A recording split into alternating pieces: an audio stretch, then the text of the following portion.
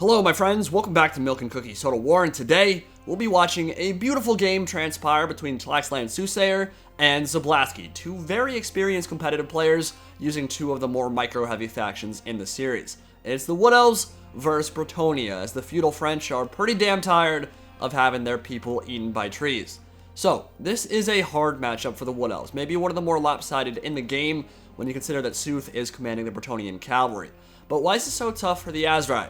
Well, straight off the bat, they have to concede the cavalry fight. The combination of powerful magical attack Grail Knights and their ability to just carve through physical resistance means that a cav engagement is pretty much suicide. And without the mobility that Wild Riders afford, it can be pretty challenging to protect your back line. With that said though, the Wood Elves can field some big threats of their own, and Way Watchers are amazing. If you can keep them protected, which is not an easy feat when there are 6 units of enemy knights across the way, they can do stuff like this. Just absolutely delete units from the game. And those poor peasants are going to be looking like porcupines in a few seconds.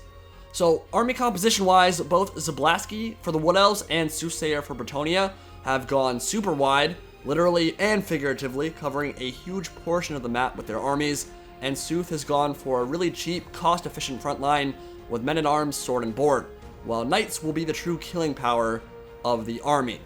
2 Grails, 3 Knights Errant, and the Knights of the Lionhearted, and each of those magical attack cavalry are a serious issue for the Azrai, because you think about how many of their units actually rely on that physical resistance. All their forest spirits, their dryads, and their wild riders all rely on that. So those are going to be a big threat for sure. Question is, how do you counter that? Well, good spear micro, Prey of Anathema to net them in place, and armor piercing missile fire. And Way Watchers are already making an impact here, getting some good shots into the Holy Wardens, and that's a good target to snipe down early, because they can mess up Dryads with their flaming and their magical attacks. There are a couple more tools in the Azrai toolkit though, and this Spell Singer has been stripped down to the bare essentials. Melkoth's Mystifying Miasma, fantastic counter to Grail Knight, slowing them down, bypassing their own physical resist, and an Enfeebling Foe to debuff their melee stats once they make contact. Prophetess of Life, same idea, completely stripped down for that cost efficiency with Earthblood and Regrowth. Her only job, keep those knights in the fight. 2 Azrai Spears in the back, Dryads and War Dancers in the front line, Sisters of Thorn being annoying, and let's get it poppin'. Way Watchers delete those Peasant Bowmen early on. Good one to take down because obviously the Wood Elf front line is not particularly armored. They don't have a lot of missile block chance in a lot of their frontline units. And let's take a look here for a second at Lance Formation. So this is terrible against enemy cav, but it's a really nice choice here because there's no enemy cav to worry about. And a lot of Azrai infantry is loose formation. So with that increase in charge bonus and speed, they can punch through and just keep rolling without ever really stopping.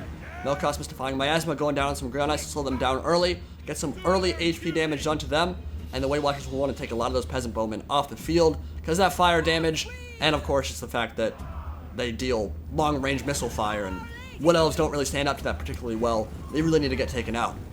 As you might expect, Bretonnia is going to put a lot of pressure on the flanks early. They pretty much have free reign of the battlefield here, and the nice thing about those Knights Errant is that they're not very expensive, but they can still slaughter Way Watchers, and at the very least disrupt the back line, so they can bait out some spells and missile fire without being too big a loss if they get shredded themselves. Fully expect the Azrai to crush the infantry fight this game.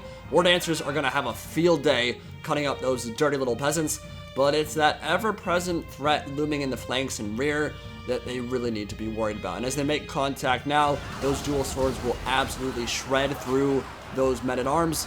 But as that comes in, Knights Errant moving on the flank here, and Melkoth going down on the Knights of the Fleur-de-Lis.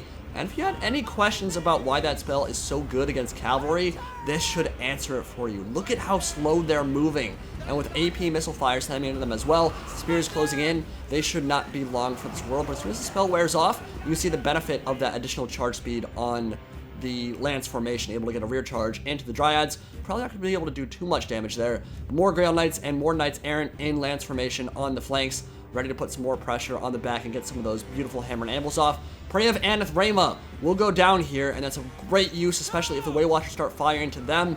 Azrai Spear War Dancers will close into melee, and that is a beautiful engagement. Really well played by Zeblasky there. Although I do recommend, if you're going to do that, Azrai Spear War Dancers have the mobility to actually pull through an enemy cav unit. It's netted. So if you do that, if you got to pull through the cav unit, you can get more of those spears attacking a single target, and they'll do more damage that way. So he probably could have done that there, but still did a ton of damage to the Knights of the Lion-Hearted versus unit. He really wants to get off the field, but Grail Knights are in and just causing so much mayhem there. Kind of looking awkward there in Lance formation, but they're going to get some really nice charges off and basically just be really annoying for the Way Watchers and all the high-value targets in the back there. And we'll start to see the power of the Lore of Life, how efficient Sooth can be with those Overcast Earthbloods. Anytime you can get multiple damage cav units in the same AoE of that spell, plop that Earthblood down as the Grail Knights come roaring in from the flank and give them a new lease on life. But Zeblasky has his own spells, Shield of Thorns, Bound Spell from the Sisters on those Eternal Guard, and Curse of Anra here will also be super good against all that cav, further lowering their move speed by 24%. But Grail Knights and the Knights Errant just causing so much havoc here, even though the War Dancers have busted through the main line and getting another downhill charge from multiple angles. And you think about how many spears are on the field for the Azrai right now, but the War Dancers are one of those units that, even though they do have charge defense against large, it's really hard in a game like this when there's so many moving pieces as the Sisters of Thorn absolutely shred those Knights Errant. There's so much stuff going on that it's really hard to just brace in time for all of these Grail Knight charges, and that means that anytime they're caught on the move, they're still going to take a ton of damage. One, because they're in loose formation, and Lance formation can shred through loose formation really well, and two, just because they have super high charge bonus, and War Dancers are not particularly tanky. Big problem here, though, Way Watchers have gone down, and that's the problem. I mean, you think about 6 cav units on the field all at once, especially microed very well by Sooth, and it means that they're going to have to put themselves in precarious positions where they're going to be isolated. And without cav of your own, really hard to protect them. Both those Way Watchers are down, and they didn't use half their ammunition. That is a lot of potential DPS that has gone the way of the Dodo there, as the Fleur-de-Lis get a nice charge into the back of the Dryads. More Grail Knights coming in as well, and that will carve through the physical resist.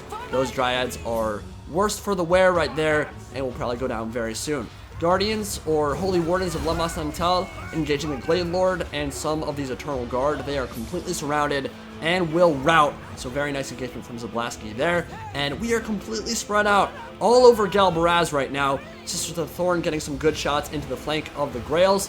Very high missile damage on them, but of course will be mitigated somewhat by that physical resistance. Nice charge into the flank of the War Dancers, who are super spread out. And yeah, when they're not able to create a concerted line of very powerful phalanx to receive that charge, Grail Knights will just punch through, go right up the other side, and keep moving. And that is exactly what Sooth is doing right now. But there's an opportunity for those Sisters of the Thorn to do something here, and they will hunt down those peasant bowmen, slaughter them with some very angry deer, and those ladies should have no problem carving through the peasant bowmen back there. That will be another unit for the Bretonnians gone.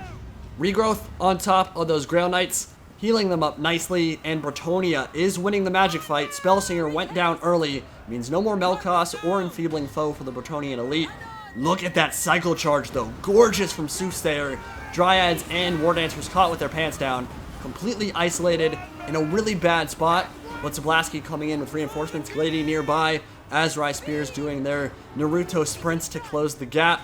And as they try to pull away and charge into the War Dancers, Fire Vanathrema, another net coming down, will lock them in place, prevent them from taking the brunt of that charge. But another free unit in Lance formation into the Dryads, pancaking them, sandwiching them between all its cavalry, and Soothsayer has kept that cav moving all game long. Some beautiful cycle charging. Just a clinic on display how to use Bretonnian cavalry. But this game is far from over. Balance bar still even, and the Azrai Spears have their claws, have their spears exactly where they want them, in the flank of the Grail Knights. And if they stick around, those Grails will get butchered. This Knight going down, stabbed in the flank, falling to the earth for Zalady no longer. And War Dancer's doing a good job here. But there's a lot of work left to do. Sisters of the Thorn still skirting around the flanks, still trying to find a way to make an impact without having to go into melee with Grail Knights, because they have 50% physical resist and a really low HP pool. So if they have to get committed to melee, they will die. More charges coming in. Another Overcast Earthblood. And yeah, I mean, more of life with Bretonnian cavalry. It is a potent combination, and now he can just pull out and go look for another juicy target to charge. Some flaming shots coming in from the flank, and men-at-arms, still some of them on the field somehow. Eternal Guard should be able to win that fight, but they're both looking pretty bad at the moment. Very beaten up, and actually getting a nice flanking charge with some more men-at-arms. Sisters of the Thorn will definitely want to avoid those Grail Knights who are in lance formation, looking for a target. Again, of course, lance formation not ideal for a cavalry engagement, but Shield of Thorns has been popped on these War Dancers, and here we go! Look at that animation!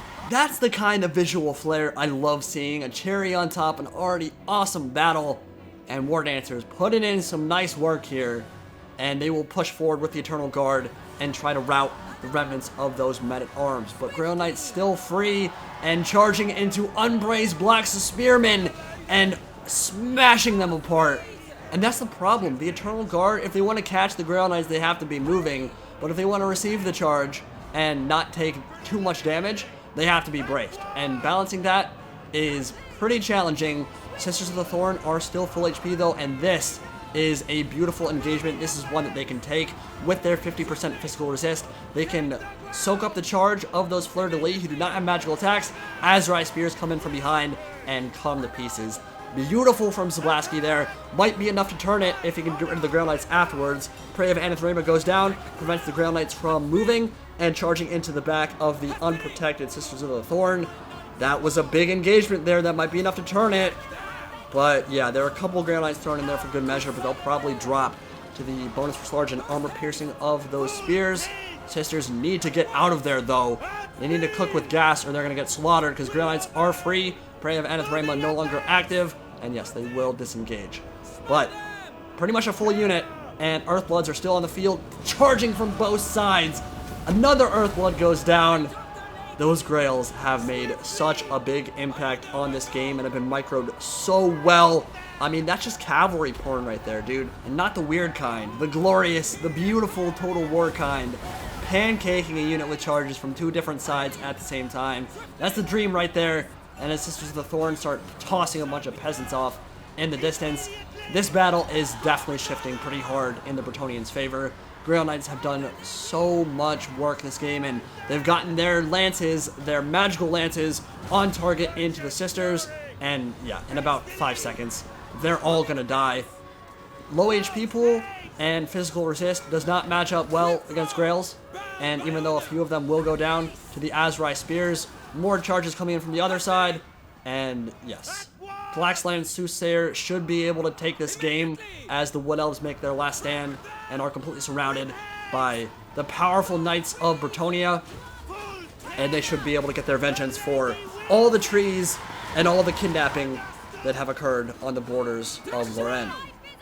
Beautiful engagement from both players, really well played.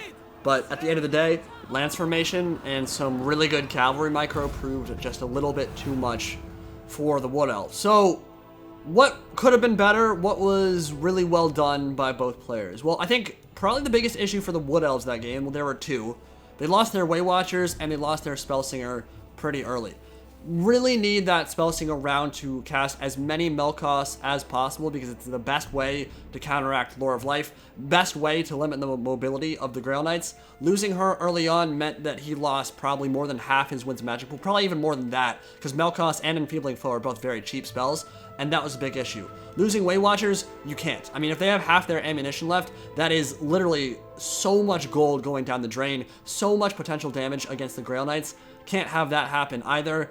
Obviously, it's a lot easier said than done protecting Way Watchers against that many cavalry units, especially when it's microed so well. But yeah, other than that, he had some really good Prey of Anathema. He did have some great Melkoths, and his War Dancers performed very well. Sisters of the Thorn were used very well as well. For Tlaxtlan Soothsayer, I mean, just a perfect build to counter what the Wood Elves are trying to do. Magical Cavalry, so powerful. Grail Knights, 240 kills and 145, multiple chevrons on each. Just used so well, and if you want to beat the Wood Elves going wide with a lot of heavy focus on cavalry, probably the way to do it. Hope you guys enjoyed this game. We'll see you next time. Indie Pride, signing out for now.